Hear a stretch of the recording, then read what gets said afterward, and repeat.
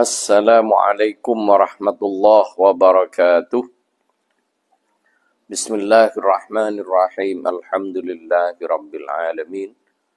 Allahumma salli ala sayyidina Muhammadin al-fatihi lima ughliqa wal khatimi lima sabaqa nasiril haqqi bil haqq wal hadi ila siratikal mustaqim wa ala alihi haqqa qadrihi wa miqdarihil azim, amma ba'du.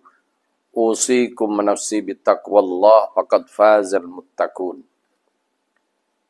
Para hadirin, para pemirsa streaming Zawiyah Tarbiyat Tijaniyah Jakarta yang dirahmati Allah.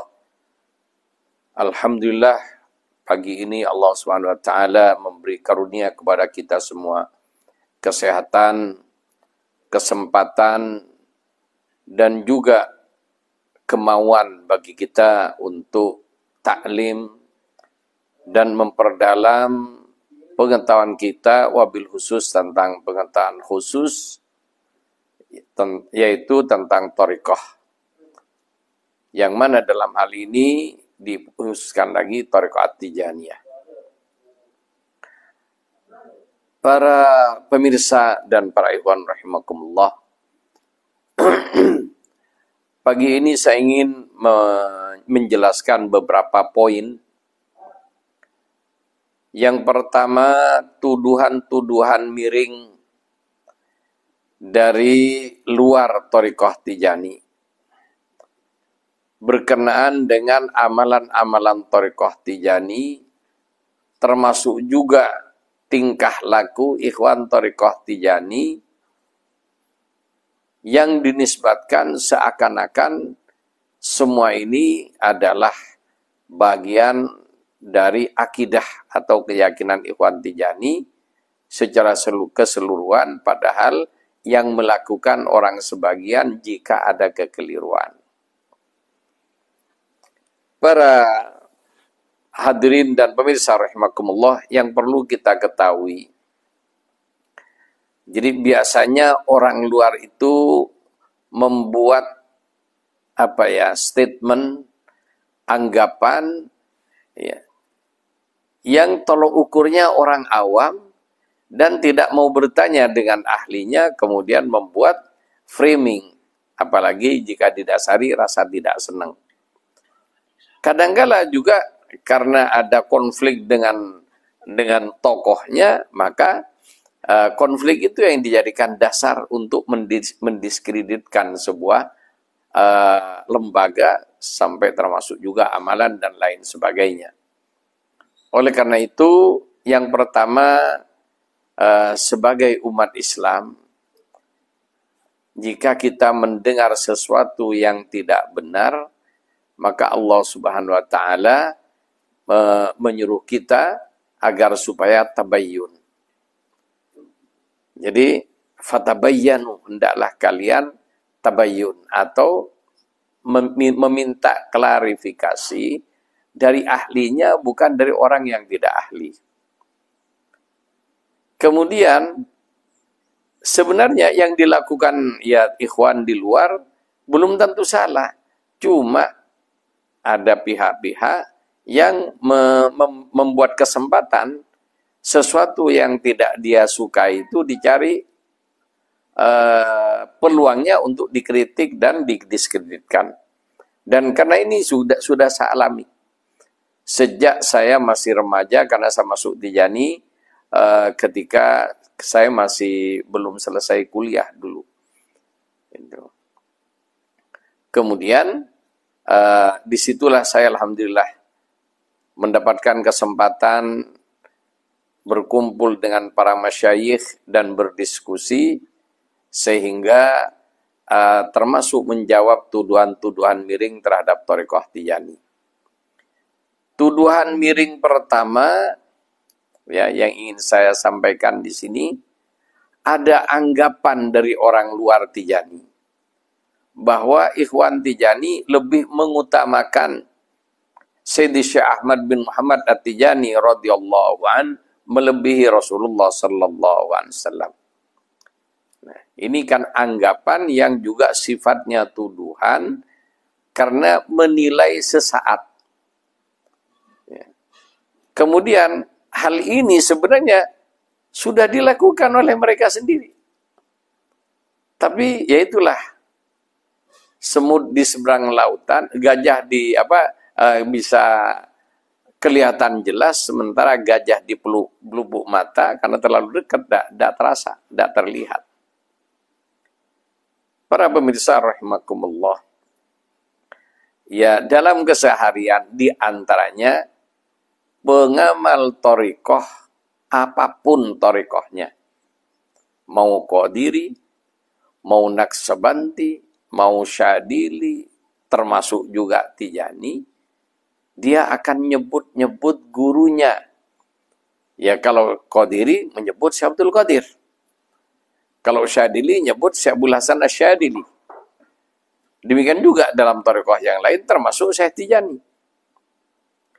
Lebih banyak mereka sebut melebihi nyebut-nyebut nama Kanjeng Nabi sallallahu alaihi wasallam. Kemudian dari sinilah orang yang tidak senang punya peluang untuk mendiskreditkan. Ya contohnya juga di rumah Ikhwan Tijani ada logo thariqah Tijani. Ya kan logonya ini loh. Kok logo Tijani? Mana Kanjeng Nabinya? Ya memangnya Islam punya logo. Yang jadi pertanyaan, apakah Islam ada logonya?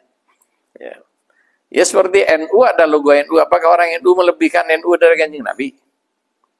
Ketika memampang logo NU di rumahnya. Orang Muhammadiyah ketika memampang logo Muhammadiyah di rumahnya, apa mengesampingkan Kanjeng Nabi daripada Muhammadiyah? Ya termasuk juga Syekh Abdul Qadir Jailani radhiyallahu an. Ya. Karena juga ya tukang foto dan juga tukang cetak itu punya andil besar merusak. Ya, di antaranya ada fotonya yang diklaim Syekh Abdul Qadir. Zamannya Syekh Abdul Qadir belum ada kamera. Kemudian ya dari mana orang ngelukis juga tidak jelas sumbernya.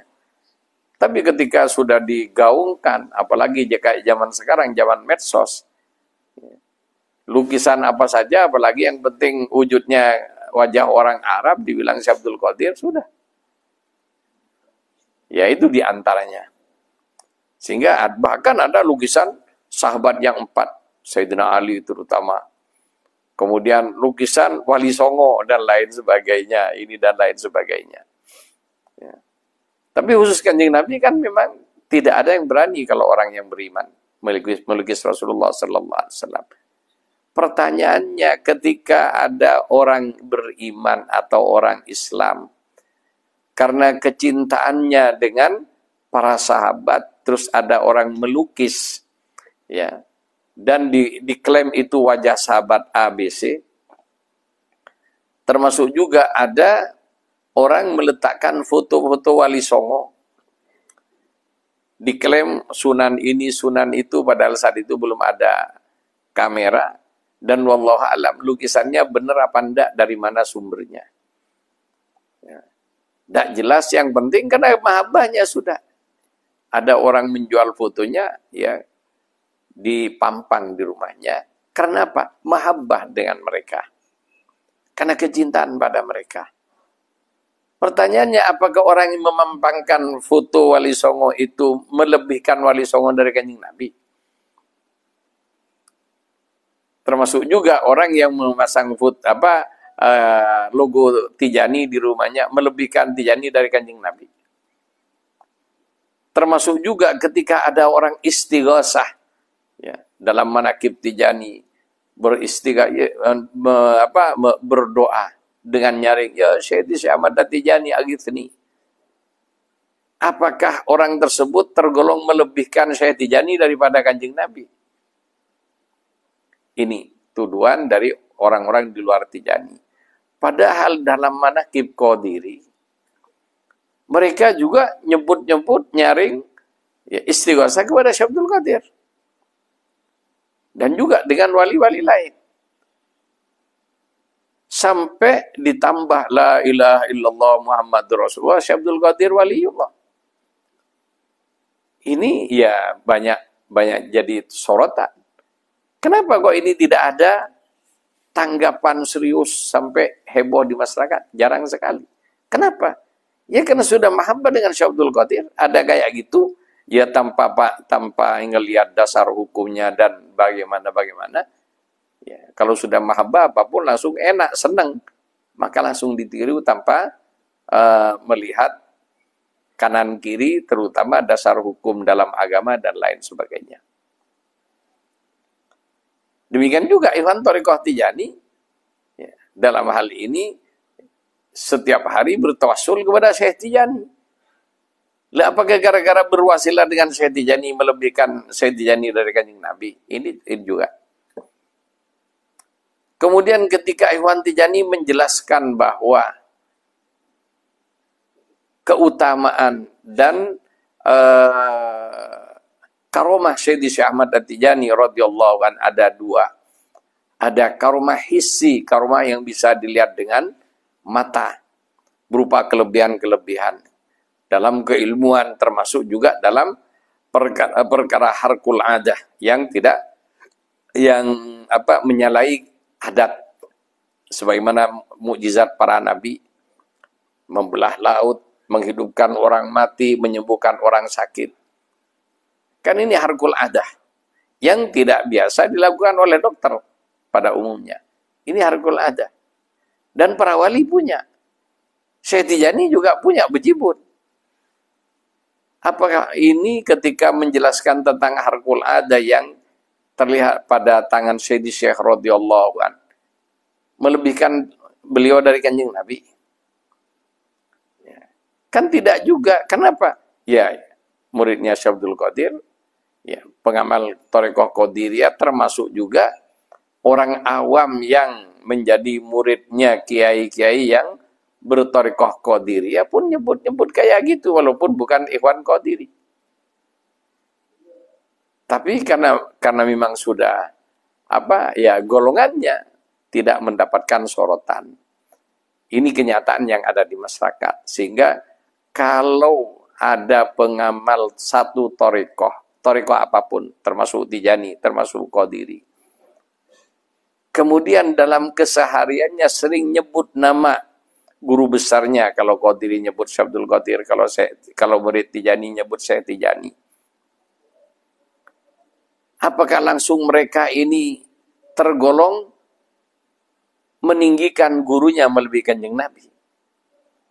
Ya saya kira tidak juga. Kenapa? Karena aslinya kalau kita berbicara secara ilmiah, guru itu hijab. Ya penghalang antara murid dengan gurunya guru, termasuk dengan Kanjeng Nabi. Syekh Abdul Qadir, Syekh Tijani adalah orang yang oleh Rasulullah sallallahu alaihi wasallam diberi otoritas. Ya. Jadi wali kutub diberi otoritas untuk bisa dimintai pertolongan.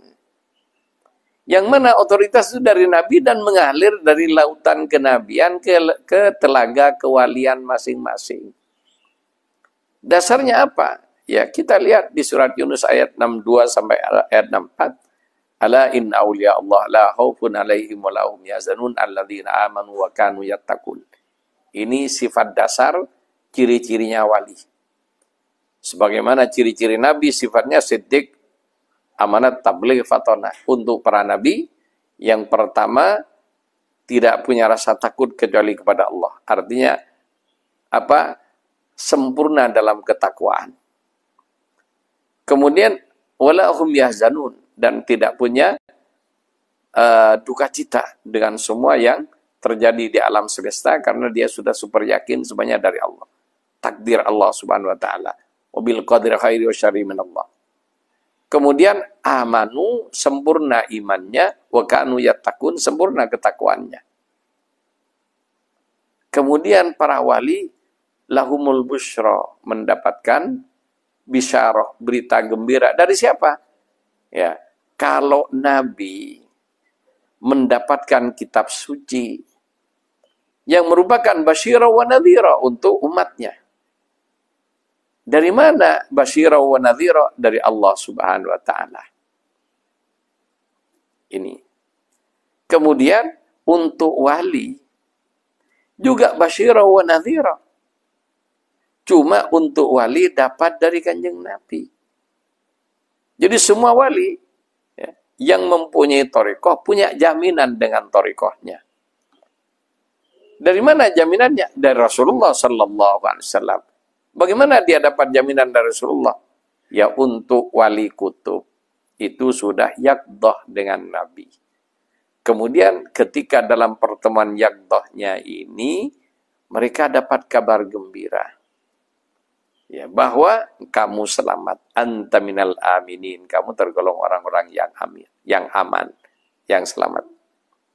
Waman ata'aka minal aminin, orang yang taat kepada kamu nanti tergolong orang-orang aman. Kenapa? Para wali kepanjangan tangan Nabi. Ya seperti gubernur dan bupati serta camat sampai RT RW kepanjangan tangan kekuasaan presiden. Sehingga taat dengan RT RW hakikatnya taat pada presiden. Demikian juga orang yang taat dengan wali hakikatnya taat kepada Kanjeng Nabi.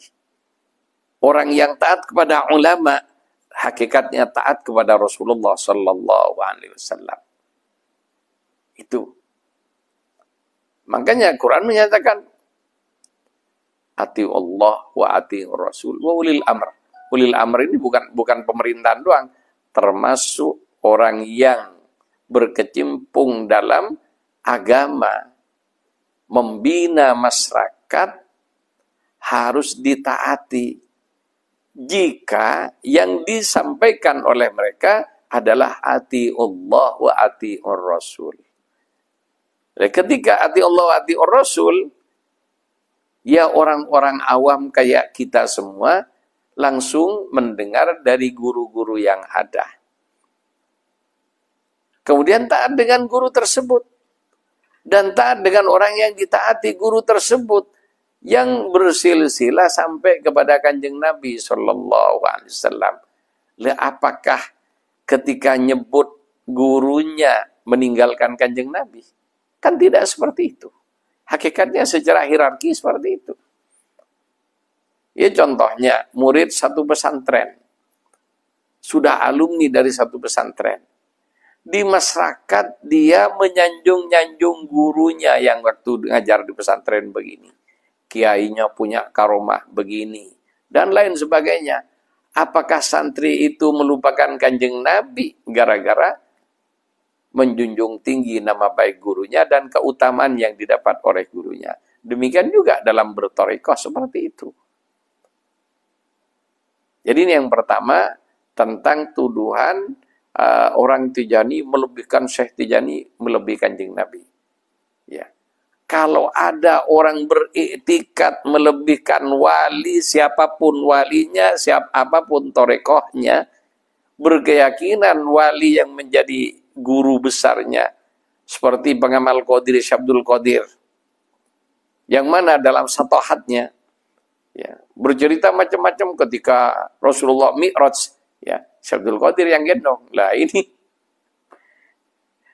silakan baca ya, di Manaqib Syabdul Qadir. Ya, itu kalimat seperti itu namanya kalam satah.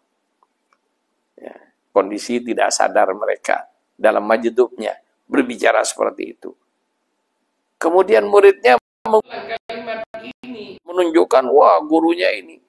Orang yang tidak kalau tidak dijelaskan sebagaimana mestinya, maka orang awam akan salah tangkap.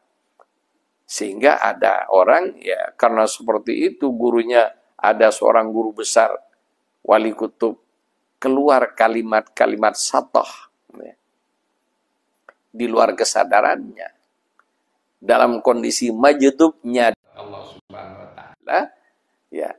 Kemudian ini dijadikan justifikasi mengatakan melebihkan wali daripada nabi. Lah ini kesimpulan yang kurang tepat. Kenapa? Bertanya dulu dengan ahlinya. Itu. Demikian juga yang terjadi kepada Ikhwan Thariqah Tijani dimanapun berada, mesti ada orang tidak senang. Dan di antara ciri Thariqah Tijani, mubtalan bil ingkar ini melekat. Sehingga di mana-mana Thariqah Tijani apalagi masih baru, ya selalu mendapatkan tantangan. Termasuk juga kecurigaan yang berlebihan. Dan itu juga saya alami. Itu. Dan pada era sebelum 90-an, berbicara Thariqah Tijani bukan perkara yang mudah. Karena berhadapan dengan keberingasan masyarakat. Itu. Jadi masyarakat juga diarahkan oleh tokoh-tokoh tertentu. Kenapa? Ya sudah, banyak dari pesantren ini, pesantren itu masuk Thariqah Tijani. Temannya yang tidak masuk, langsung menilai jelek, kemudian ngelapor kepada gurunya. Kiai-kiai yang tidak ngerti dengan hal ini, ya dengan aduan-aduan seperti itu, langsung mengambil, ditelan mentah-mentah, langsung ngomong di podium, bahwa ada begini dan lain sebagainya. Alhamdulillah, pada saat itu, ya, kalau ya saya orang Jember, ya saya orang Jember, di Jember ada pesantren besar, namanya Sumber Wuringin. Alhamdulillah saya diskusi ya, bersama Kiai Zahri dengan Kiai Wasil. Termasuk juga saswan kepada Kiai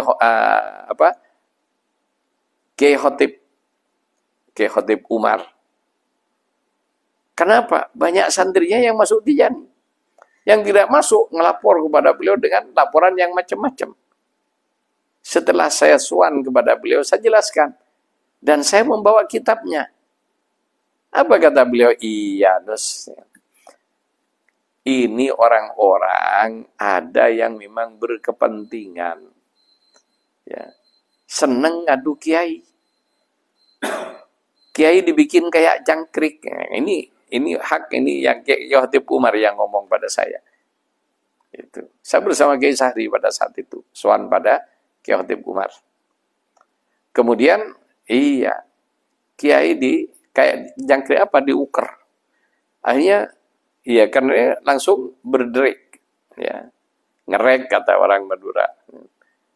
Habis gitu, dering satu kiai ini disampaikan kepada yang lain dengan penyampaian yang sifatnya provokatif dan ngadu domba.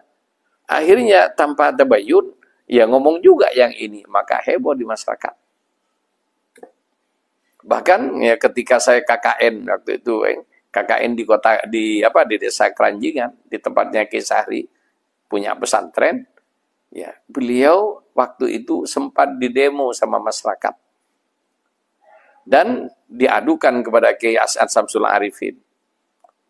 Kemudian mengundang Kiai As'ad untuk mencaci maki beliau Kiai Zahri dan dilaporkan macam-macam. Akhirnya Kiai As'ad bilang kepada orang yang ngadu-ngadu, cong, ya, bahasa Madura, cong. Kalau bahasa Jawa, le. Ya. Kalau bahasa Betawi, otong. Tong. Ya. Kamu tahu siapa Zahri? Kata Gasad ini, bahasanya. Kamu tahu ibadahnya Zahri dengan ibadah kamu. Bandingkan, ibadah kamu tidak ada seujung kukunya ibadahnya Zahri. Tahu kamu Zahri siapa? Cucu saya, cucu ponakan beliau. Itu Gasad yang ngomong. Itu. Akhirnya, ya padam dengan sendirinya. Karena, ya untuk Jawa Timur, nama besar beliau, ya bisa dijadikan nutup macam-macam kondisi.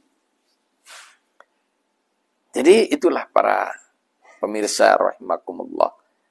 Di antara umat Islam, ada yang senang nyari-nyari kayak gitu. Oleh karena itu, kalau terjadi hal-hal yang dianggap menyimpang, tabayun dulu dengan tokohnya. Itu.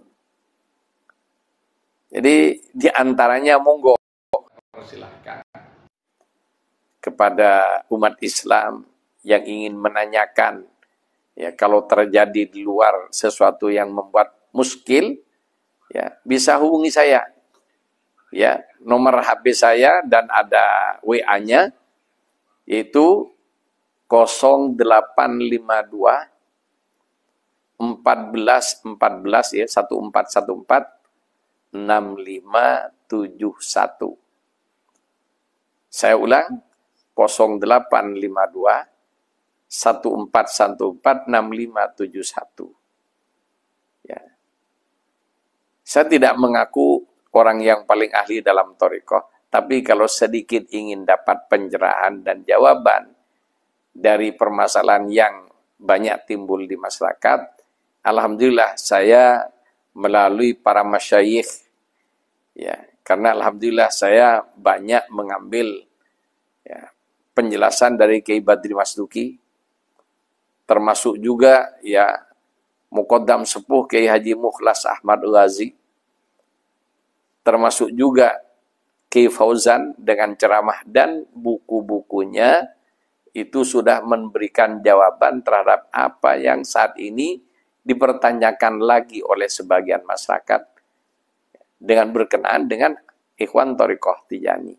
Tapi biasanya mau bertanya di luar ketika diajak ngomong, nanti menghindar, itu biasanya.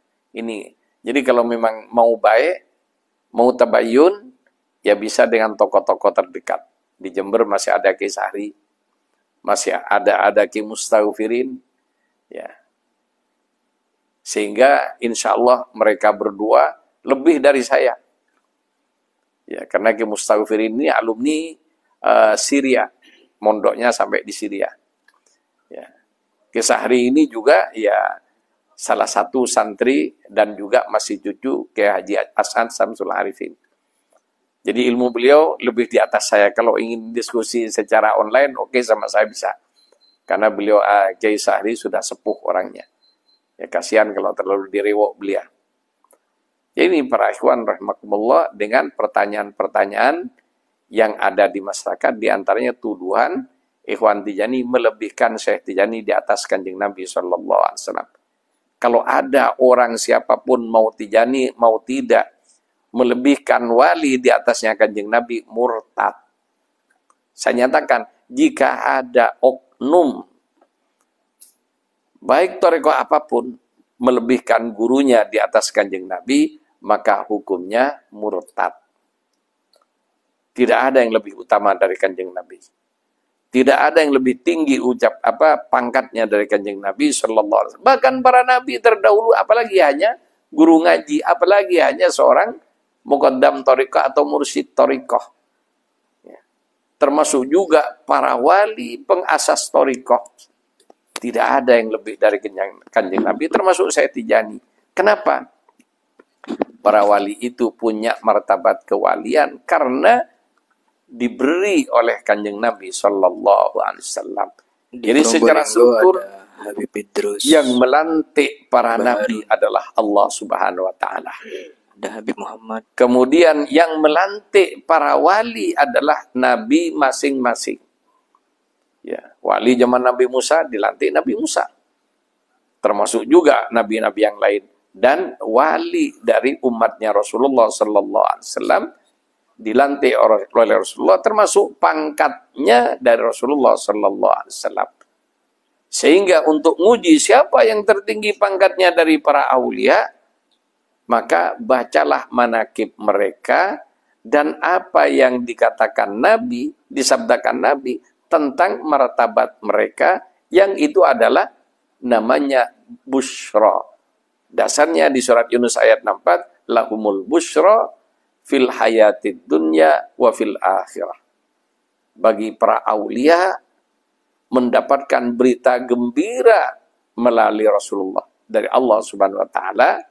Ya, yang memberi Allah Subhanahu wa taala, cuma yang menyampaikan Rasulullah karena levelnya di bawah Nabi dan umatnya Nabi.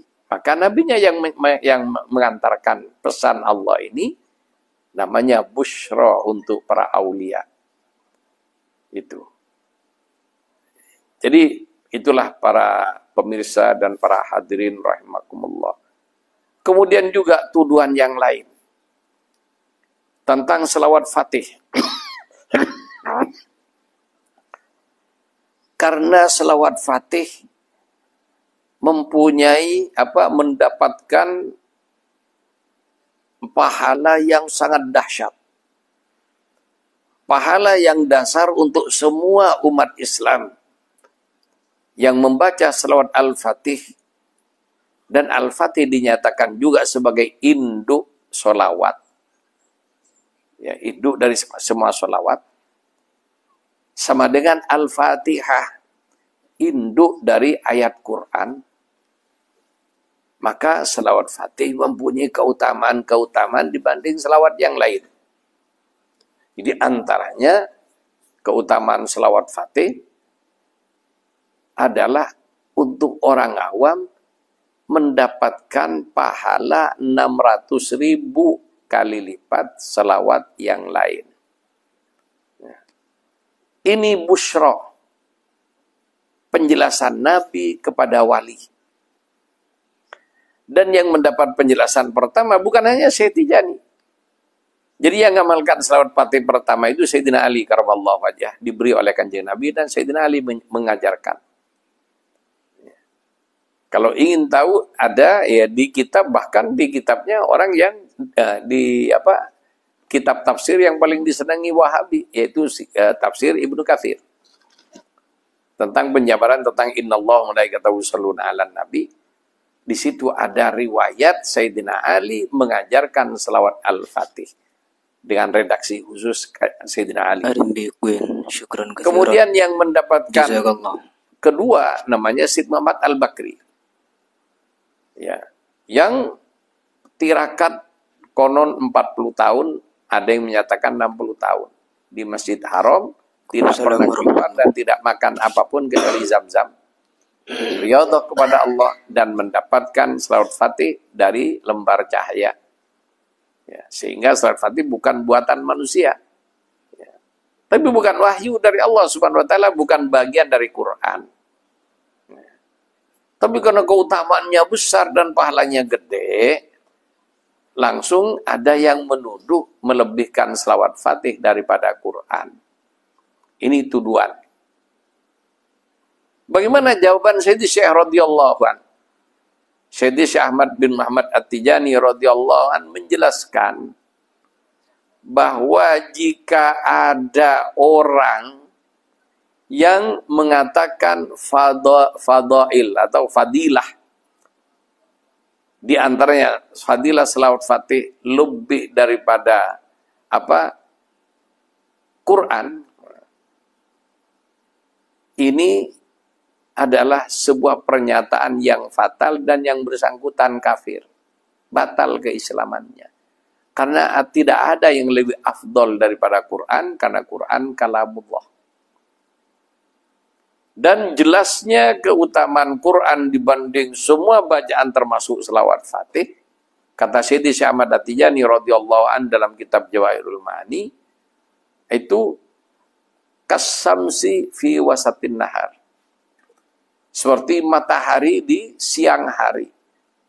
Jadi bagaimana matahari tampak pada waktu duhur, terang benderang dan terasa banget panasnya. Sehingga kalau ada orang ingkar dengan panas dan terangnya sinar matahari, tidak ada awan ketika waktu duhur, ya itulah orang yang benar-benar telah tertutup hatinya. Sehingga Syekh Ahmad At-Tijani menyatakan, tidak ada yang lebih utama dari Quran, karena Quran kalamullah. Terus bagaimana dengan pahala? Pahala bukan keutamaan. Jadi di sini disebut pahala sholawat. Kalau dihitung-hitung dengan akal, ini bukan selawat Fatih. Selawat yang biasa dibaca umat Islam. Ya, contohnya Allahumma sholli ala Sayyidina Muhammad wa ala ali Sayyidina Muhammad. Satu selawat ini. Di hadapan Allah Subhanahu wa taala, Nabi menjelaskan keutamaan dan pahalanya. Man shalla alayya salatan sallallahu alaihi biha asyra. Barang siapa berselawat kepadaku satu kali, satu selawat, Allah berselawat kepada orang tersebut. Ya, Allah melimpahkan rahmat. Atau kalau diterjemahkan dengan bahasa kasarnya, ya, sallallahu alaihi, Allah berselawat kepadanya asyra 10 kali. Mari kita lihat hadis tentang pahala baca Quran, tiap satu huruf 10 pahala atau 10 kebaikan. Sehingga kalau baca bismillah sekian huruf, maka kali 10. Baca Al-Fatihah sekian huruf, kali 10 pahalanya. Di samping keutamaan Al-Fatihah adalah, ya dapat keutamaan khusus karena umul kitab. Para hadirin, para pemirsa rahimakumullah. Jadi kalau orang baca Quran, ingat, tidak ada yang lebih utama daripada Quran. Baca Quran paling utama.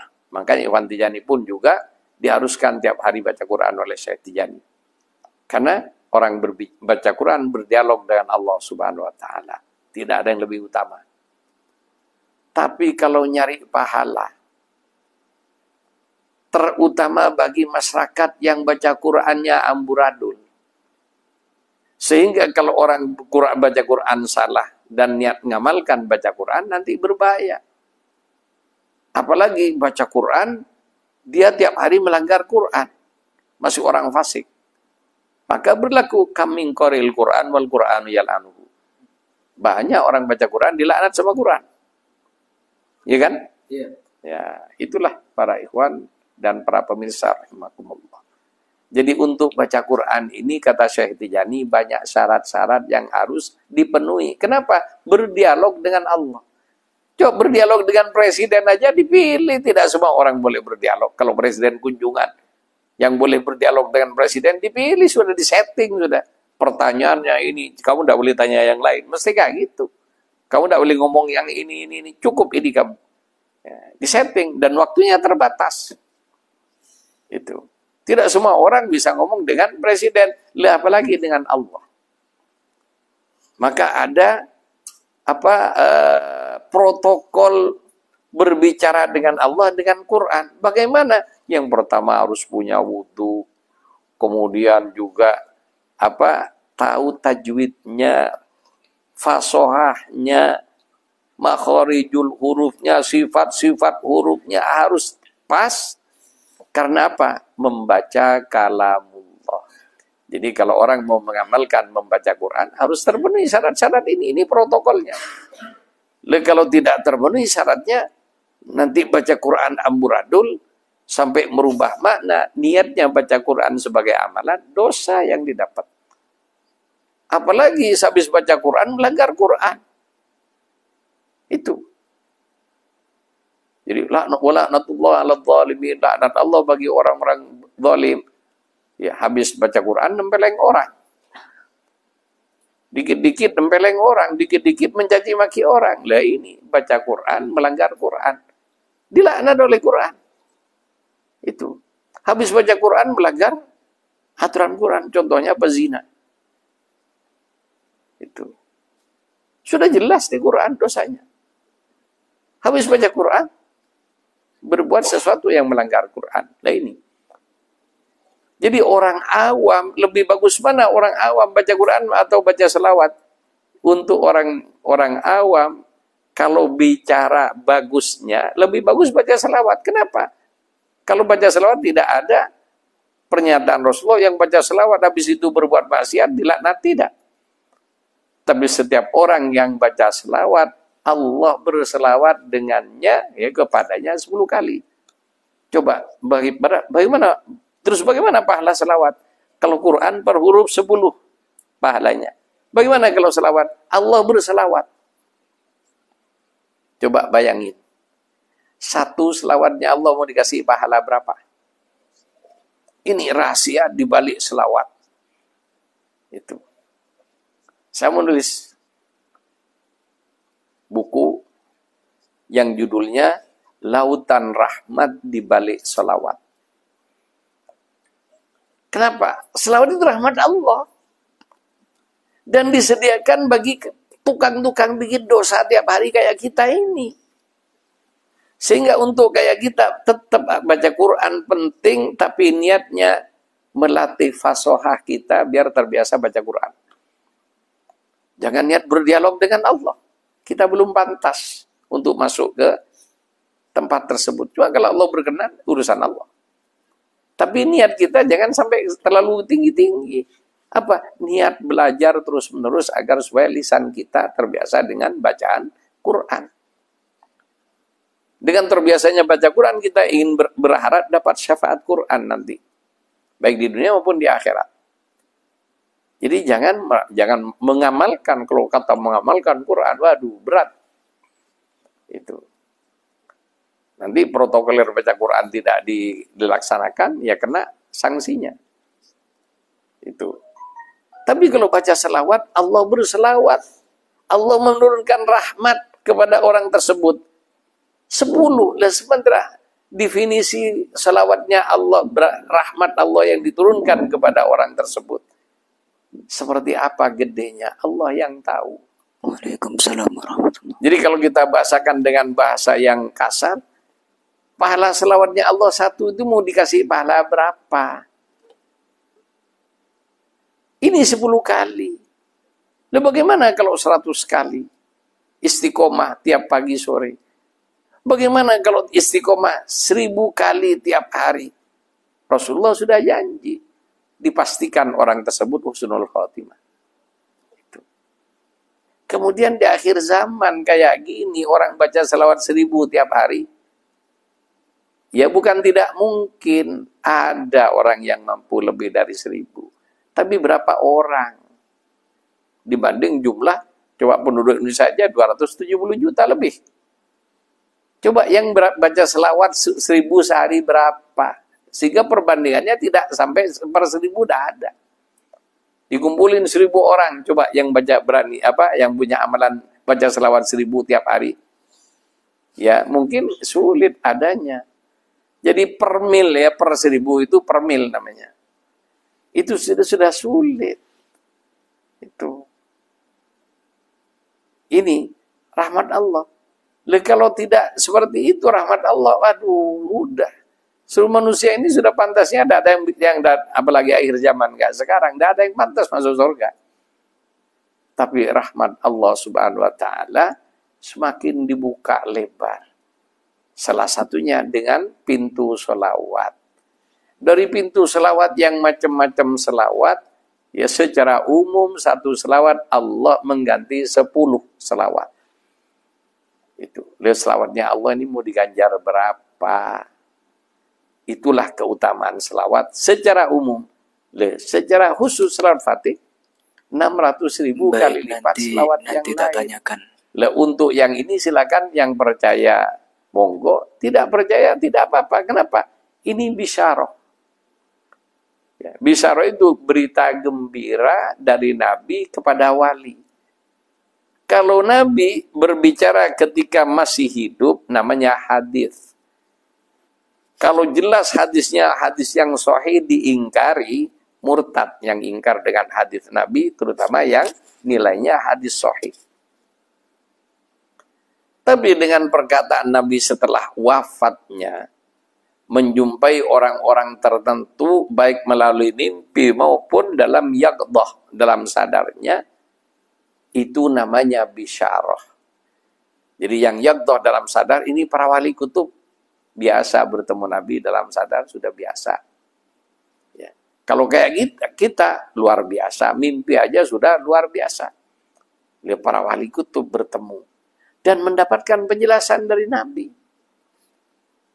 Sehingga para aulia tidak berani ngomong kecuali itu menyampaikan pesan Nabi. Sama dengan Nabi, dengan Siddiq amanat tabligh fatonanya, tidak bisa bicara kecuali itu firman Allah Subhanahu wa taala. Wa ma yantiqu 'anil hawa in huwa illa wahyu yuha.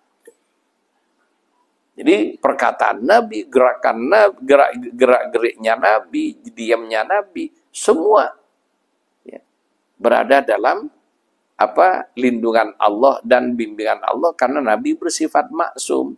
Untuk wali kutub bukan maksum tapi mahfuz, orang-orang yang dijaga oleh Allah. Ya, salah satu keutamaan mereka ya, dan juga bagian dari karomahnya, ya bertemu dengan Nabi dalam sadar dan dapat penjelasan dari Nabi, bahkan tanya jawab dengan Nabi. Nah itulah wali kutub. Ketika Nabi memberikan kabar baik pada wali kutub untuk dirinya dan murid-muridnya, itu namanya bisyarah. Kalau bisyarah terhadap wali kutub ini, yang percaya dapat bagian. Kemudian yang tidak percaya, ya tidak dapat bagian dan tidak kafir. Itu bedanya. Ya, kemudian ketika wali kutub ini menyampaikan pada murid-muridnya dan oleh murid-muridnya disampaikan terus berantai sampai dengan saat ini para wali kutub ya mendapatkan dari Kanjeng Nabi berita gembira ya dengan apa yang akan dialami oleh beliau karena kebaikannya dan Allah memberi mereka rahmat untuk mereka sendiri dan untuk murid-muridnya. Itulah bisyarah dari Nabi. Sebagaimana Quran menyatakan lahumul busyra, untuk para wali kutub itu ya, adalah busyra, berita gembira. Ya. Untuk wali di bawahnya ya dapat berita gembira juga. Melihat Nabi tidak yaghdah yang bersangkutan dengan wali biar diantarkan ke hadratnya Rasulullah sampai kepada Allah Subhanahu wa taala. Ini para ikhwan dan para hadirin, ya tuduhan ya bahwa seakan-akan Ikhwan Tijani melebihkan Fatih dari Quran, jelas itu tuduhan yang tidak berdasar. Dan Syekh Tijani menegaskan siapapun orangnya, mau Tijani atau bukan, ketika menyatakan selawat lebih afdol dari Quran, murtad, keluar dari Islam. Itu. Tapi kalau mengatakan pahala Fatih, pahala sholawat lebih gede daripada Quran, benar adanya. Kenapa? Untuk selawat yang lain, satu selawat saja Allah mengganti, membalas 10 selawat. Yang di sini bukan selawatnya. Selawatnya Allah ini mau dikasih gaji berapa Allah?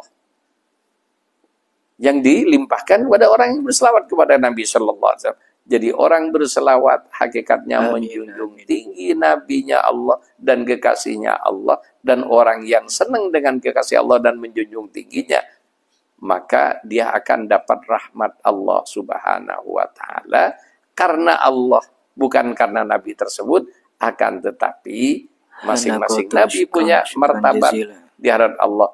Ya, martabatnya Nabi Muhammad sallallahu alaihi wasallam adalah orang yang berselawat kepadanya, Allah akan membalas 10 selawat bagi yang bersangkutan. Itulah di antara keagungan Allah.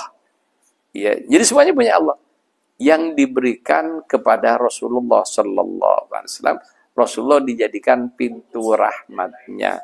Rahmat itu punya Allah Subhanahu wa taala.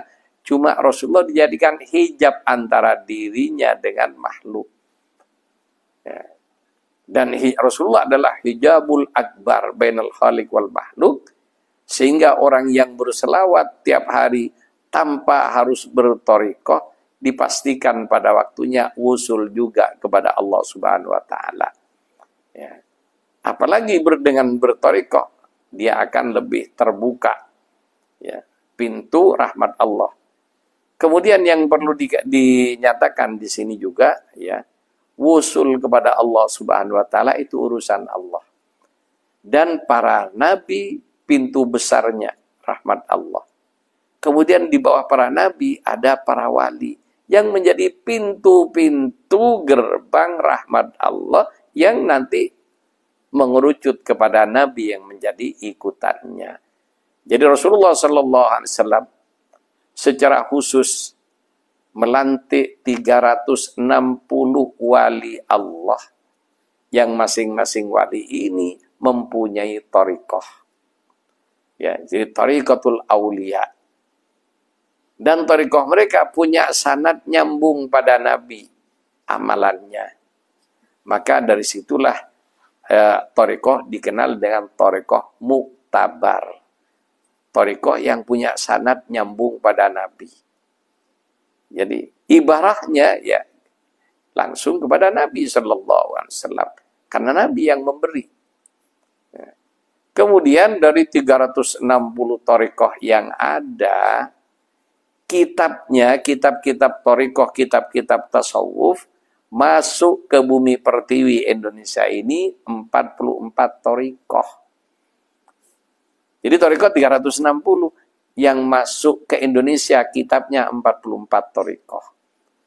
Yang banyak pengamalnya kurang lebih hanya 10 thariqah. Ya, dari para guru-guru kita, para ulama kita, para wali kita terdahulu. Ya, ada yang mengamalkan thariqah Naqsabandiyah. Sanadnya dari Kanjeng Nabi ke Sayyidina Abu Bakar As-Siddiq, ke Sayyidina Salman Al-Farisi, turun-temurun sampai ke Bahauddin An-Naqsabandi.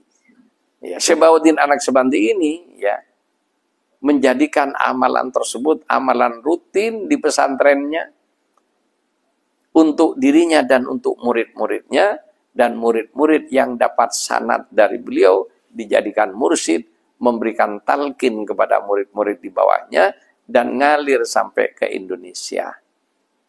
Sehingga banyak ulama kita mengamalkan wirid Naqsabandi dan mencapai makom tinggi di hadapan Allah Subhanahu wa taala sesuai dengan apa ya Allah yang Maha tahu dengan masing-masing wali tersebut.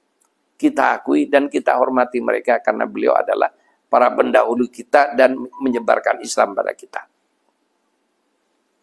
Kemudian ada juga yang banyak juga diamalkan di Indonesia adalah thariqah Qadiriyah. Thariqahnya Syekh Abdul Qadir Al-Jilani radhiyallahu anhu, yang dapat sanad dari Nabi melalui Sayyidina Ali karramallahu wajhah. Kalau Naqsabandi wiridnya khafi, Syekh Abdul Qadir wiridnya jahar, la ilaha illallah. Kemudian dari Sayyidina Ali ke putranya dan seterusnya ke Sayyid Ali Zainal Abidin.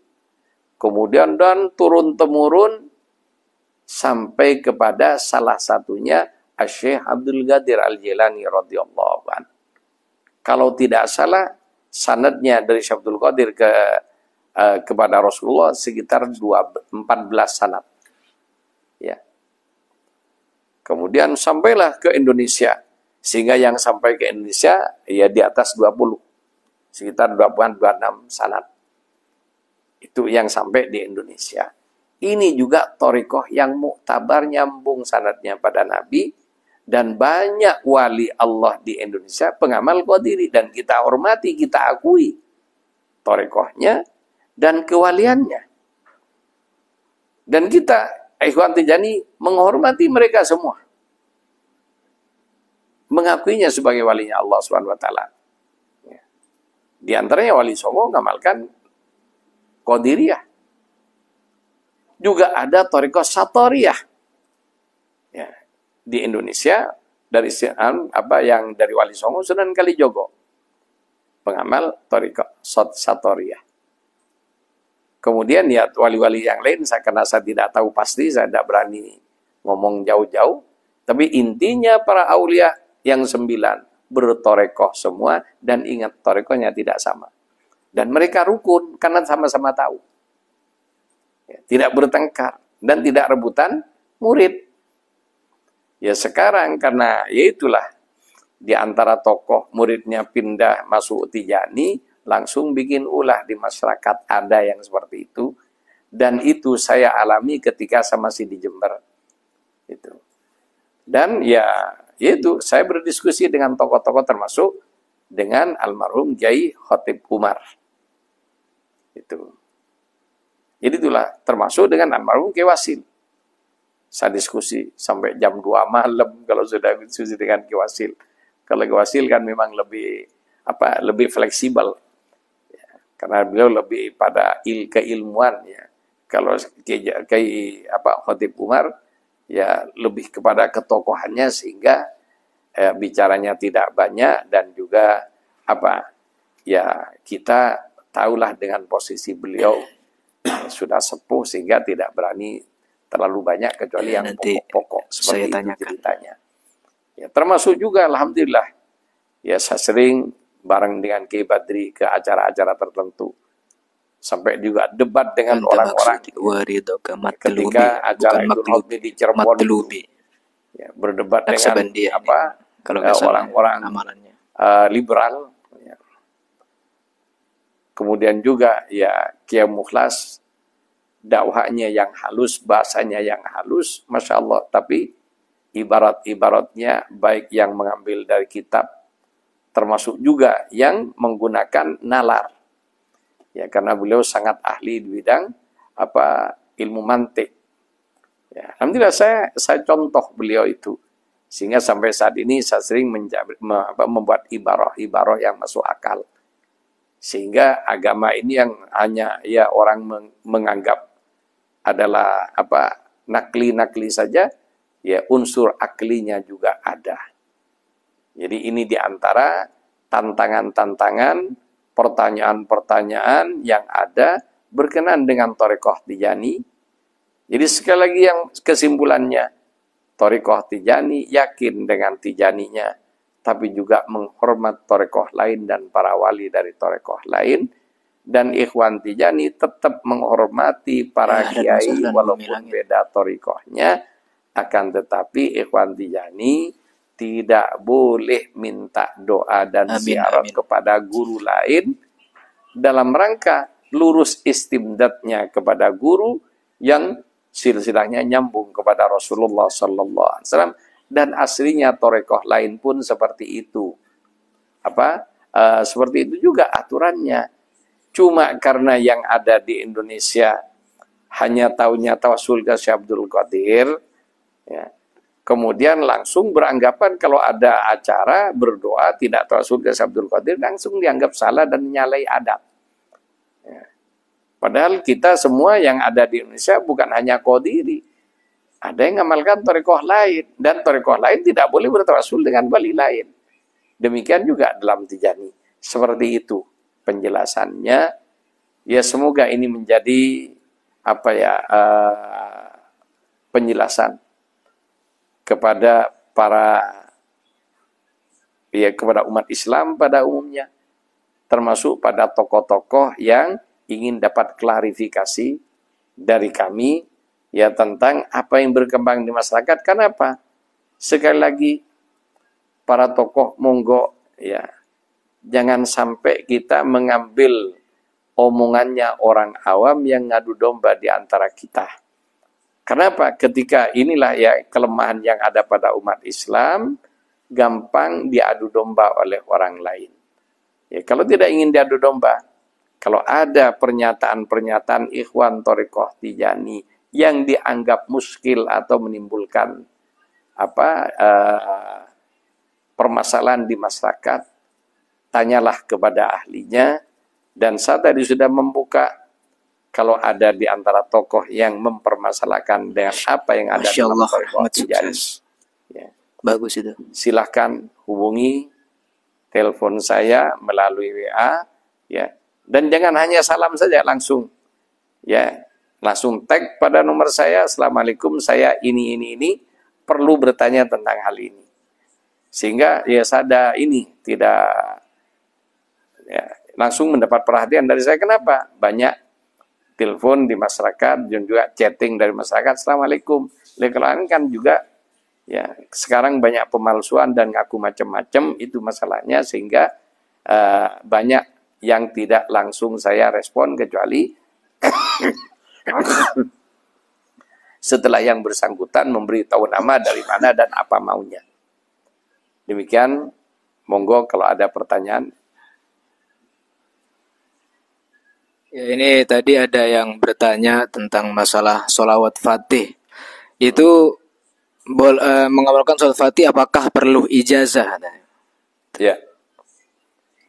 Mengamalkan sholawat fatih secara umum tidak perlu ijazah. Ya, sekali lagi, mengamalkan sholawat fatih secara umum tidak perlu ijazah. Ya. Yang penting Islam boleh berselawat, termasuk membaca selawat fatih. Dan membaca selawat fatih syaratnya tidak berat-berat, tidak perlu syarat terkhusus. Ya, tidak punya wudhu juga boleh. Cuma kalau selawat fatih mau diamalkan dalam bentuk amalan thariqah, yaitu thariqah Tijani, maka yang bersangkutan harus minta ijazah atau talqin dari muqaddam yang punya sanad. Demikian. Ada juga tadi yang bertanya, apakah pengamal Qadiriyah boleh mengamalkan sholawat fatih? Apakah pengamal Qadiriyah boleh mengamalkan selawat fatih? Boleh, karena selawat fatih umum. Ya, selawat fatih umum. Jadi tidak ada larangan. Itu. Yang dilarang kalau bukan Tijani, baca selawat fatih minta diijazah sebagai amalan khusus. Amalan khusus itu thariqah. Ya kalau ikhwan thariqah lain minta ijazah thariqah lain, batal thariqahnya. Nah, itu namanya apa? Ya double berguru, double berthariqah. Ya. 2 KTP aja nggak boleh kok sekarang. Jadi ini dalam urusan dunia, double kewarganegaraan dilarang. Kecuali para pengkhianat. Kalau benar Indonesia hanya punya KTP Indonesia, orang Indonesia tidak dibenarkan punya KTP negara lain. Demikian juga satu thariqah, cukup dengan satu thariqah, tidak dibenarkan ikut thariqah lain dan ngamalkan wirid thariqah lain. Semua thariqah sama. Ya, tidak ada warga negara Indonesia dibenarkan itu mempunyai KTP thariqah lain, ya. Kemudian ya dalam banyak hal, dalam urusan kependudukan ya double yang mempunyai double kewarganegaraan tidak dibenarkan. Kecuali ada negara yang membolehkan. Biasanya yang membolehkan itu komunis. Sehingga kalau Cina boleh punya 2 KTP. Menurut Cinanya, tapi menurut Indonesia tidak boleh. Kecuali undang-undang itu misalnya sudah diubah. Itulah ya salah satu penjelasan tentang selawat fatih. Jadi selawat fatih bisa umum, ya, kalau diamalkan dalam bentuk thariqah baru khusus, dan itu yang membatalkan thariqah lain. Ada lagi tadi ada yang bertanya tentang minta penjelasan apa itu yang namanya Syarif, Sayyid, dan Habib katanya. Ya. Itu bedanya apa tanya? Ya, Syarif, Sayyid, Habib. Sayyid, ya, tuan. Ya, kalau di bahasa ini kan tuan. Di Arab ketika saya tinggal di sana, saya pun dipanggil Sayyid. Artinya penghormatan. Ya, ketika menjadi pembeli, ya, di satu toko, kemudian kasirnya, Fadal Sayyid. Ya, sudah biasa. Itu bahasa Arab. Ya, secara umum Sayyid siapa saja, itu Sayyid. Sayyid secara umum, tuan. Ya. Sayyid secara khusus pemimpin kelompok. Ya, pemimpin satu kaum. Ya, ketika dulu zaman Rasulullah masih hidup, ya, kemudian ada pemimpin kelompok datang ke majelisnya Rasulullah, ya, pemimpin kabilah lain. Kemudian kabilahnya disuruh berdiri, Rasulullah menghormati pemimpinnya. Jadi pemimpin, ya, Sayyid itu punya pengertian dalam hal ini pengertian pemimpin suku. Ya seperti Pak Camat kalau dibasarkan ya di Sayyid. Pak Lurah ya Sayyid kalau dalam bahasa Arab. Seperti itu. Bagaimana kalau Syarif? Ya Syarif ini ya adalah panggilan kehormatan untuk cucu Rasulullah yang biasa dipakai di Afrika. Ya.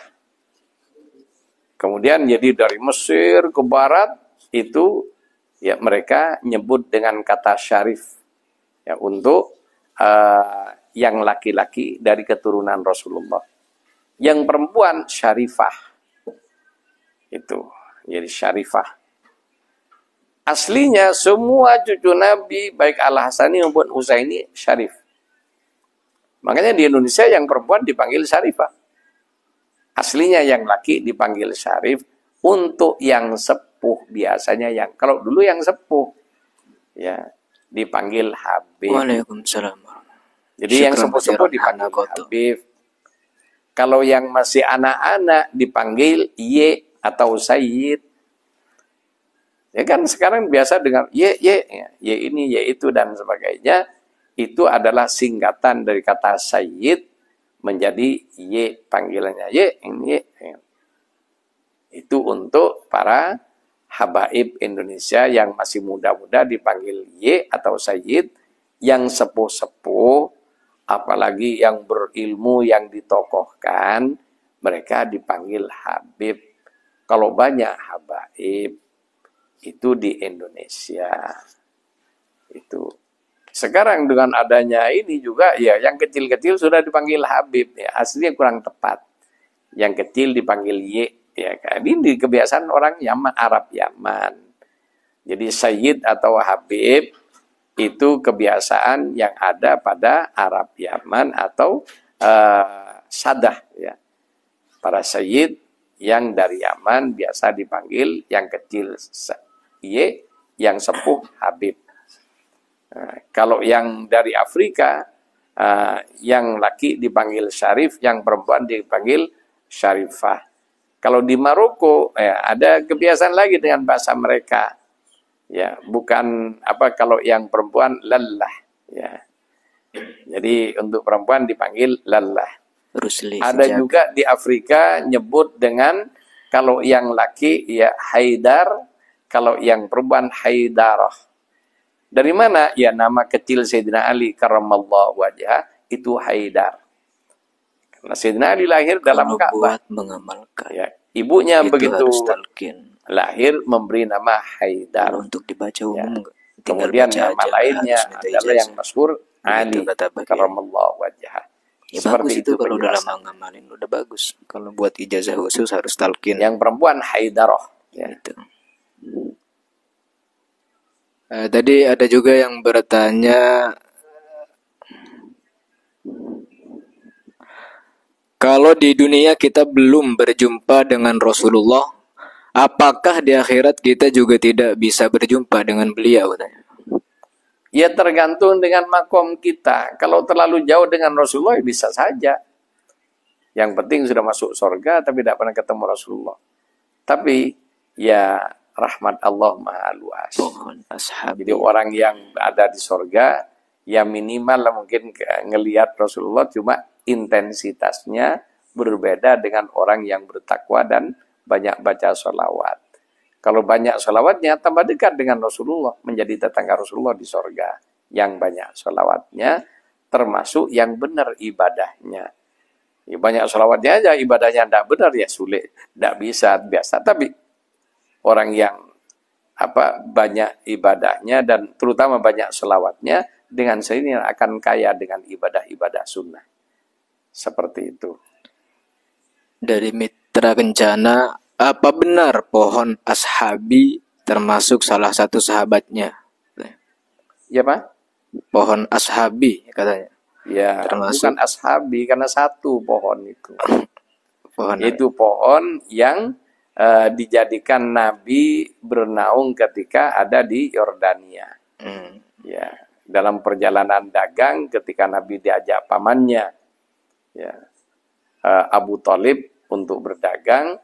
Kemudian diberi persinggahan di sebuah gereja, ya orang kafilah Quraisy istirahat di situ dijamu. Kemudian pendeta itu tanya, masih ada lagi ndak? Ya sudah tidak ada karena anak kecil biasanya tidak boleh masuk kayak gitu. Karena Nabi masih belum cukup umur, tidak dibawa. Tapi pendeta ini sedang mengadakan penelitian, ingin tahu Nabi terakhir yang sudah lahir. Tanda-tandanya ada. Ternyata di atas pohon itu ada awan. Makanya awan kok diem. Mulai tadi dari kejauhan awan sudah dilihat. Kok ada kafilah, ada awannya di atas kafilah ini. Ya, jangan-jangan ini ya ketika kafilah itu dicegat biar mampir di gereja dan dijamu oleh pendeta. Ya. Kok awannya ada di atas gereja, malah di atas pohon itu, awannya. Maka pendeta tanya, ada.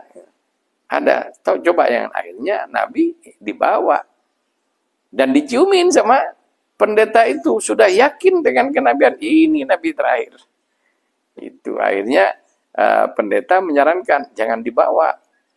Nanti ketahuan sama orang Yahudi, anak ini dibunuh. Itu karena diincar sama orang-orang Yahudi. Itulah pohon tempat Nabi bernaung itu digolongkan pohon yang menjadi sahabat Nabi. Ya, satu aja, tidak banyak, itu aja. Ya, karena sampai sekarang masih ada pohonnya, rindang, seperti itu. Ya, ini juga ada seorang yang udah lama mengamalkan sholawat Fatih. Apakah boleh saya minta ijazah untuk mengamalkan sholawat Fatih? Jadi ingat, ijazah tidak perlu, sholawat Fatih tidak perlu ijazah khusus. Ditinggal amal kecuali ya orang yang ngamalkan itu mau masuk thariqah Tijani baru dapat ijazah, bukan hanya Fatih, satu paket istighfar, sholawat Fatih dan la ilaha illallah. Itu yang menjadi kalau mau ijazah yang sebenarnya. Kalau hanya ijazah ini silakan Anda mengamalkan ijazah umum, bukan ijazah thariqah. Ada di TikTok ya, banyak. Jadi seperti itu. Tapi Jadi rata-rata untuk yang amalan umum, umum, ijazah umum bukan ijazah khusus. Kalau ijazah khusus harus dengan mengamalkan thariqah Tijani. Demikian. Sholawat sehari berapa guru katanya? Keutamaannya? Ya, jadi ya, tapi tidak apa-apa. Ya, selawat Jibril itu ya selawat sallallahu ala Muhammad, itu selawat Jibril. Ya, yang utamanya itu selawat umum, yaitu satu selawat mendapatkan 10 rahmat Allah atau 10 selawat dari Allah Subhanahu wa taala. Ya, Anda mau ngamalkan kan pendek, ya mau 1000 tiap hari lebih bagus. Ada itu. Tentang sholawat Fatih itu ada itu. Mana lagi? Ya, ini sekarang ada yang dari Facebook.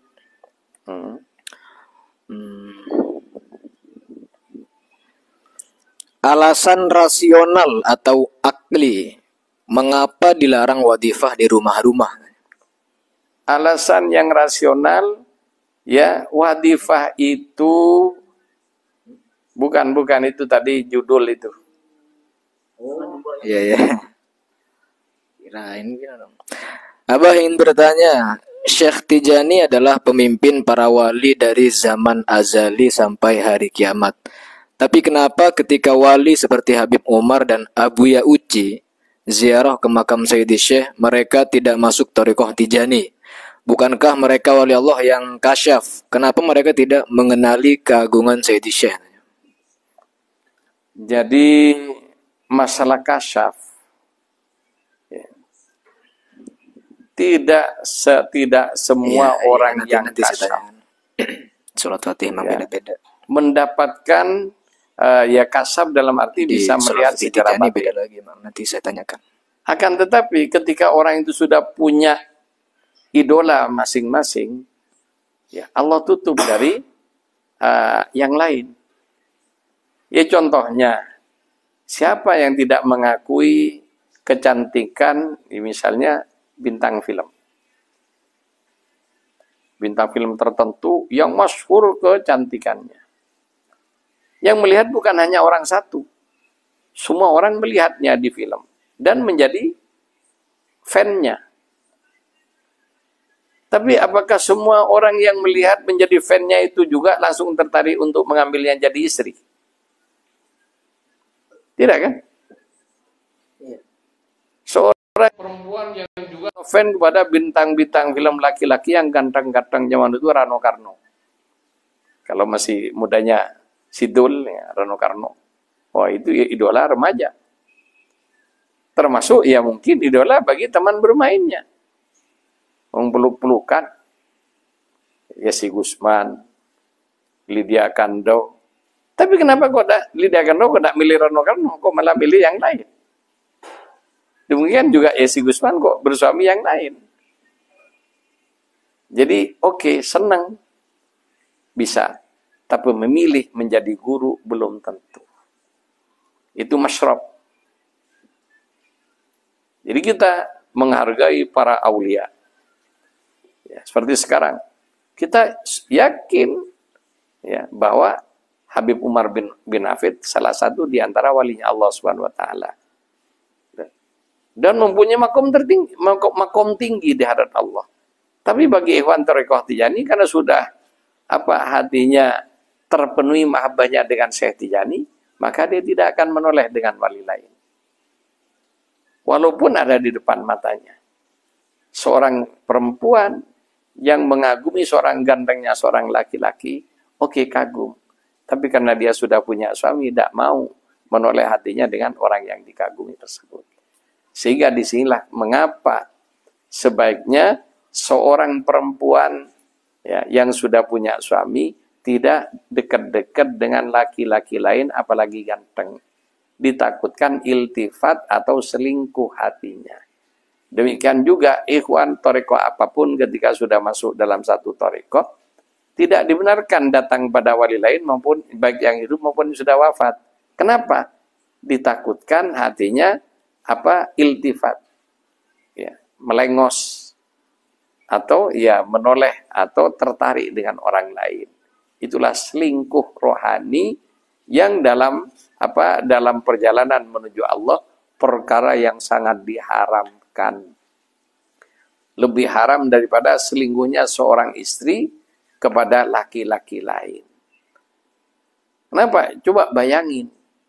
Seorang perempuan berada dalam pelukan suaminya karena terngiang-ngiang dengan laki-laki lain, nanti ketika dipeluk suaminya keasikan keluar nama laki-laki yang dikagumi.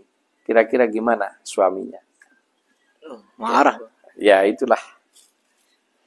Seperti itu.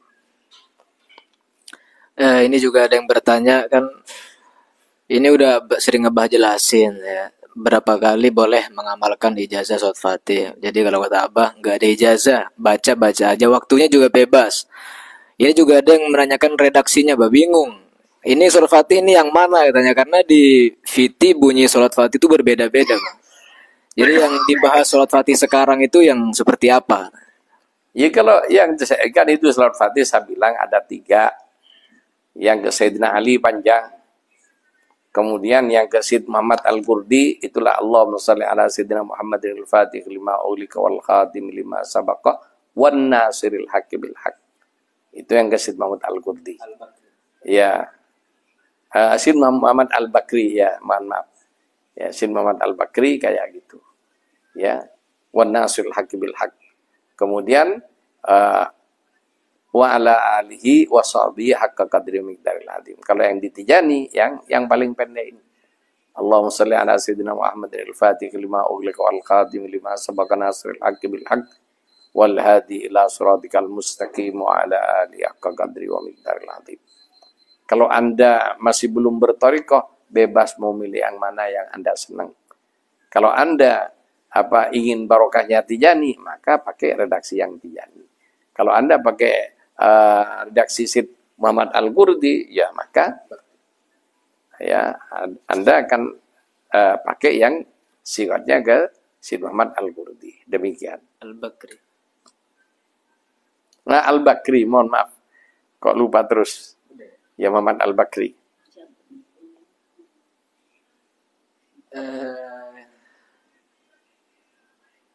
Yang kedua, apa itu Al-Fatihah dengan niat Ismul A'zam dan apa keutamaannya?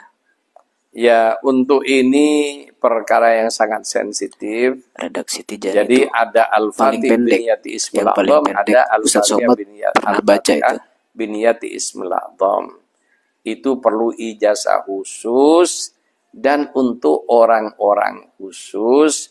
Ya, kalau tidak memenuhi syarat membaca ini mudarat dengan yang bersangkutan. Dan ini untuk yang ini saya tidak berani menjelaskan di media kayak gini. Ini perkara khusus, jadi harus ketemu langsung dan orang yang bersangkutan juga ya mempunyai ya sesuatu beberapa spesifikasi untuk yang ingin tahu secara khusus amalan ini. Yang ketiga, siapa itu Syarif Ahmad Al-Hadi Al-Hasani? Ini yang terakhir, pertanyaan terakhir ini. Ya, yang tanya ini siapa? Yang mana siapa? Belum tahu, udah lewat udah. Apanya? Yang bertanya udah lewat kata kemana.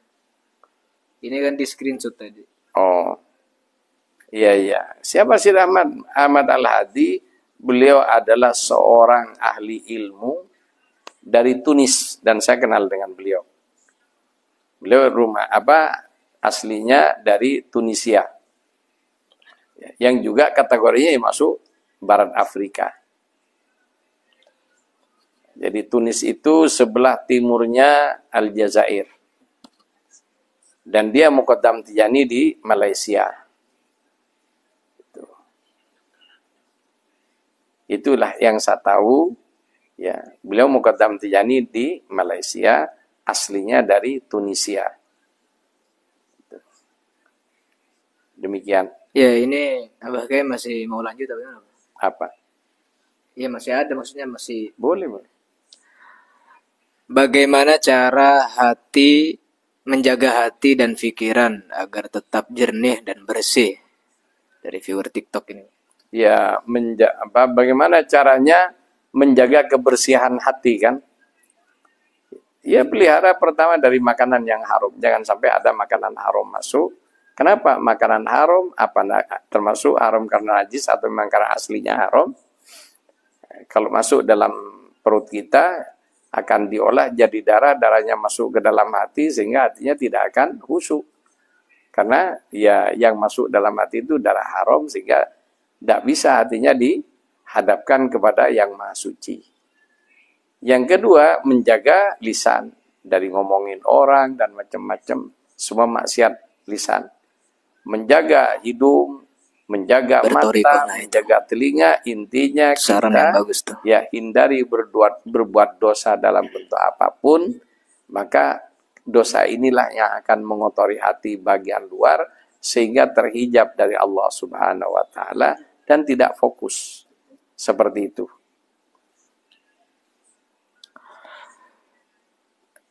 Mohon penjelasan tentang faqala lahu Syekh Abdul Qadir radhiyallahu anhu ya waladi ya waladi tilka syajaratul lati nastadillu tahtaha. Itu perkataan Syekh Abdul Qadir Al-Jailani kepada muridnya, ya, di mana muridnya oleh Allah Subhanahu wa taala ya sudah jauh dengan Syekh Abdul Qadir. Jadi muridnya ini dipertemukan dengan Thariqah Tijani dan dengan Syekh Ahmad bin Muhammad At-Tijani. Kemudian si murid riyadhah sampai bertemu dengan Syekh Abdul Qadir dan jawaban Syekh Abdul Qadir kepada murid tersebut yaitu ya waladi, wahai anakku, jadi anak rohani. Ya. Tilka sajarah, inilah pohon. Ya, Syekh Tijani itu oleh Syekh Abdul Qadir diibaratkan sebagai pohon. Ya. Alladzi nastadillu tahta, di mana aku bernaung di bawahnya. Ya, itu pernyataan Syekh Abdul Qadir, pengakuan bahwa Syekh Tijani adalah Sayyidul Aulia, ya, Al-Qutbul Maktum, yang menjadi pemimpin para wali sejak zaman azali sampai kiamat. Syekh Abdul Qadir mengakui, ya, dan itu melalui lisan salah satu muridnya yang mimpi beliau. Setelah riyadhah tanya siapa? Syekh Ahmad bin Muhammad At-Tijani radhiyallahu anhu. Demikian. Mohon izin bertanya, sebagai ikhwan memang semestinya kita mencintai Sayyidi Syekh radhiyallahu anhu, sebab melalui beliaulah kita mendapat busyra dari Rasulullah sallallahu alaihi wasallam. Dan cinta kita kepada beliau adalah karena cinta kita kepada Rasulullah sallallahu alaihi wasallam. Bukankah Sayyidi Syekh radhiyallahu anhu adalah juga wasilah kita kepada Rasulullah sallallahu alaihi wasallam? Pertanyaannya? Enggak ada pertanyaannya. Izin bertanya. Iya. Coba. Enggak ada. Jadi itu ya bukan pertanyaan itu. Pernyataan. Pernyataan itu namanya. Iya, dan ya kita semua kita cinta kepada Islam. Kita cinta dengan hukum Islam. Apa Islam itu? Ya, zahir batinnya Rasulullah itu Islam. Apa Quran? Ya Quran berjalan Rasulullah sallallahu alaihi wasallam. Apa hadis yang dilakukan Rasulullah dalam menafsirkan Quran dalam kehidupannya. Ya, sehingga kalau cinta dengan wali langsung tidak cinta kepada Nabi, ya berarti berpegang pada cabang, meninggalkan pokoknya, meninggalkan induknya. Ya. Jadi kita memang cinta kepada Rasulullah, Syukron katsiran Nur. cinta kepada wali karena kecintaan wali itu kepada Rasulullah dan karena cinta kita kepada Rasulullah, di mana wali tersebut adalah menjadi orang yang menengahi kita sehingga kita bisa sampai kepada Rasulullah, yang antar kita ke hadratnya Rasulullah sallallahu alaihi wasallam. Demikian. Kalau kita ingin membaca salat Fatih sebagai amalan tambahan, apakah jumlah tertentu bacaan yang disarankan untuk dibaca setiap hari? Ya, kalau jumlah-jumlah tertentu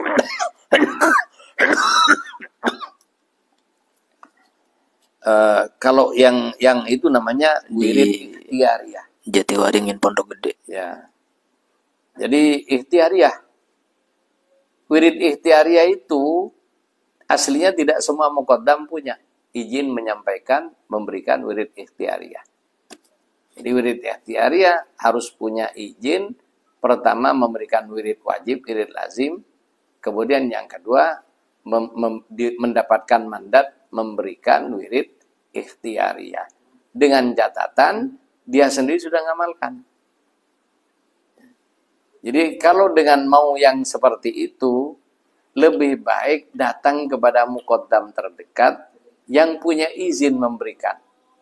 Ya, kalau saya tidak punya izin memberikan, saya tidak berani. Saya tidak mau memberikan izin potong. Walaupun saya bisa memberikan izin wirid ikhtiariyah, khusus yang saya tahu dan saya amalkan, adapun yang belum saya amalkan, saya tidak berani memberi. Itu. Kenapa? Ya orang yang kayak gitu, ya nanti kena tilang, kabur maktan indallah antakulu mala ta'malu.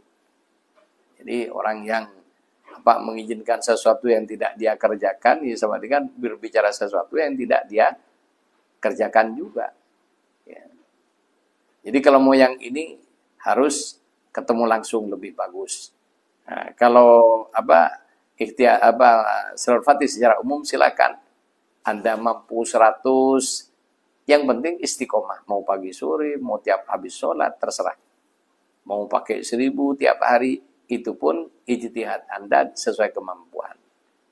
Tapi kalau yang jumlah khusus dan kaifiat khusus, ya mohon maaf saya hanya bisa memberikan secara langsung face to face.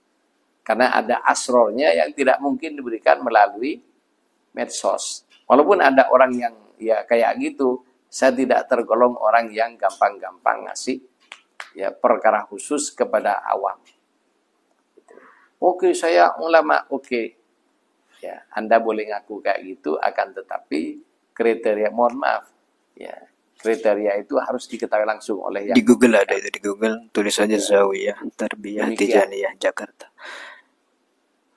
Sudah cukup? Ini satu lagi nih Pak, apakah ijazah harus bertatap muka? Kalau dari jauh atau online, apakah termasuk sudah ikut ijazah? Ya. Ini pertanyaan terakhir ya, udah cukup ya. Pemirsa cukup, Abah mau istirahat ya. Memang banyak yang memberikan ijazah online. Itu ijtihad mereka. Akan tetapi saya merasa ini amanat dari Allah dan Rasulnya dan Syekh Tijani pada saya, dan ini bukan barang rongsokan, bukan barang sembarangan yang bisa diobral dengan cara di medsos hanya untuk cari popularitas. Itu. Biar saya tidak terkenal tidak apa-apa. Tapi kalau mau minta perkara khusus pada saya Jatiwaringin. Ya. Kalau Anda ingin yang gampang dari medsos, ya kan banyak yang lain yang dekat-dekat menggampangkan begitu di medsos. Terus bagaimana? Ya wallahu alam. Saya tidak akan mengecap yang kayak gitu tidak benar, akan tetapi ya coba ceramah langsung dengan lihat di medsos sama apa enggak hasilnya. Anda pacaran di medsos dengan yang langsung ketemu bertatap muka sama enggak? Anda dengan suami istri tiap harinya di medsos dengan tidur berdua sama enggak? Yang di medsos bisa melahirkan anak apa enggak? Tidur di medsos dengan istrinya. Demikian. Sudah Ya, cukup? cukup. Hah? Cukup. Alhamdulillah. Ya, jadi alhamdulillah Di semua Google pertanyaan ada sudah terjawab. Zawiyah Tarbiyah Semoga Tijaniyah menjadi ilmu Jakarta, yang itu udah lengkap manfaat. alamatnya. Kurang lebihnya mohon maaf. Assalamualaikum warahmatullahi Syukron kathiran yang wabarakatuh. sudah menonton.